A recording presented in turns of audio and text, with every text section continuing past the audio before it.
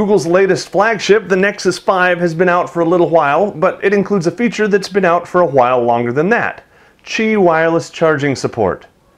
But what Qi chargers work best on the Nexus 5? I'm Joe Levi for Pocketnow. Let's go take a look at 4 Qi chargers that'll work just fine with your Nexus 5.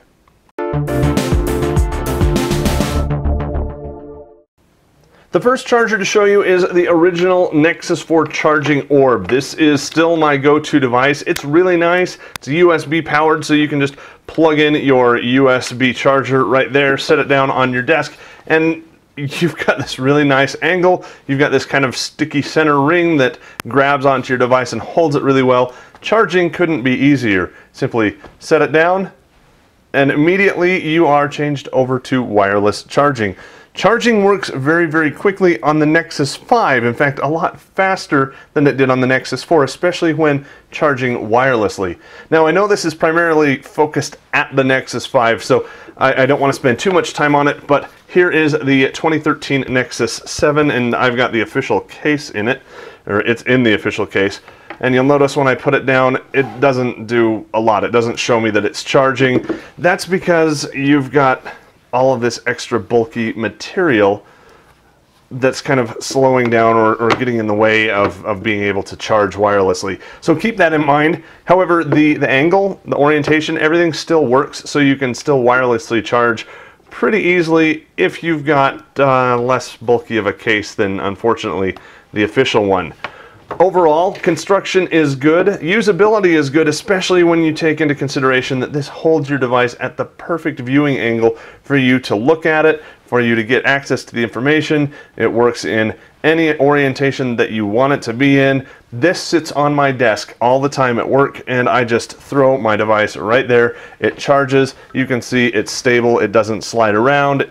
Very nice. Gonna run you around 50 bucks if you can still find it. It's getting harder, of course, because the new flat version, and it's a square version, is going to be coming out soon. More on that a little bit later in the video. Next up is the Nokia DT 900. Now, this, if you've paid any attention to any of our social networks, you'll know I'm not all of that fond of it, because with the Nexus 4, getting this thing to charge was just a pain. I absolutely hated it. I would wake up in the middle of the night looking at this little light down here in the bottom blinking an SOS to me saying this isn't charging, and sure enough the phone wouldn't be charged the next morning. The Nexus 5, however, seems to charge just fine on it, so I may have spoken too soon, but you got to get it just right and line it up just perfect to make this charge. You can see even here it's having a hard time getting into charging mode. Now, for the Nokia phones, this is not a bad idea because it seems to fit quite a bit better on the Nokias. Just if you're going to be using it with other devices like the Nexus 5 or even the Nexus 7, I'd kind of avoid this. It costs about the same price. You're running about 50-60 bucks to get it. The Fat Boy pillow is essentially this tucked inside a big fabric pillow to help it sit a little bit better, so you don't have any way of telling that your device is charging, because that LED at the bottom, just you can't see it because it's inside the pillow. So if you've got a Nokia, great. As long as it's one of the Nokias that supports Qi and not the other standard, you're probably okay. However, I would stay away from this if I were you. Next up is the charging pad by Energizer. This actually comes in 2 different varieties. One is a single position, which is what you can see here. They do have a double wide version, which has essentially 2 charging pads in it. You can place 2 devices. It looks like it's big enough to charge 3, but it's not. There are only 2 coils. That having been said, take your device, drop it down. The light up top turns blue, and in fact, it is wirelessly charging. It works great, as long as you don't have a slick back like on the Nexus 4, because it will just slide right off.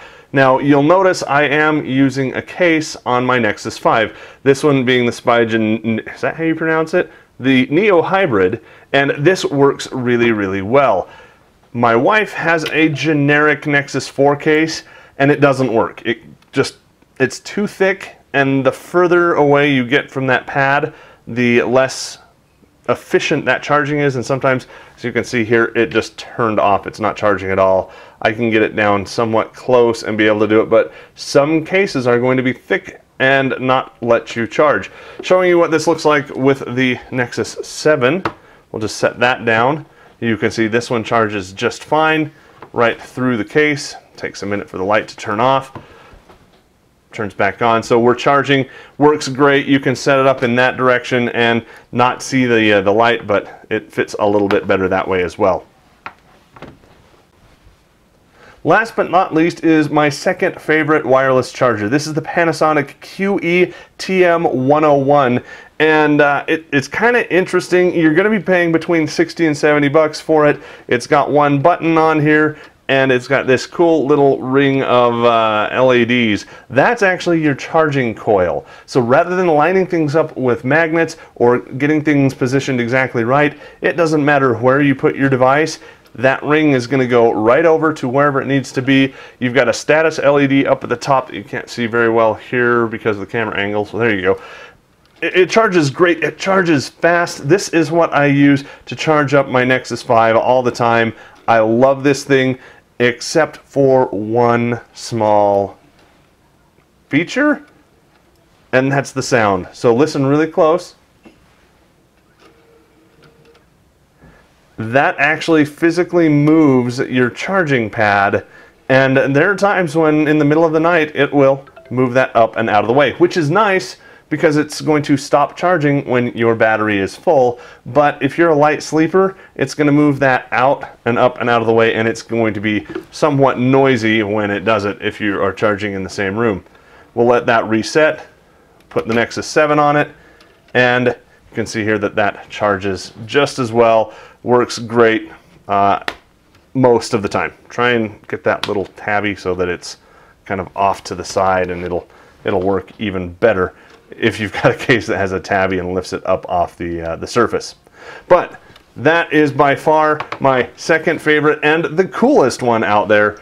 But so far, the original Nexus Orb still takes the cake for the most useful, most convenient, and simplest Qi wireless charger of all that I've used so far. So we recognize that wireless charging isn't everybody's cup of tea, and that's okay. We've got lots of other stuff. If you did like the video, give it a thumbs up, and if you want to see other stuff, make sure you subscribe to our video channel so you don't miss out on any of that as well.